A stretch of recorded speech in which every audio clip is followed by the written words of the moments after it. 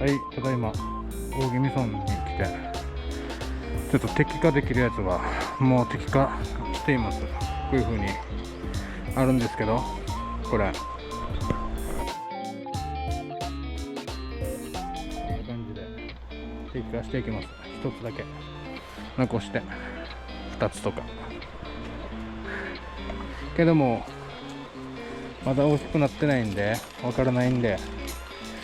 分かるのだけやって歩いてます。なのは結構大きくなってきて、こんなのも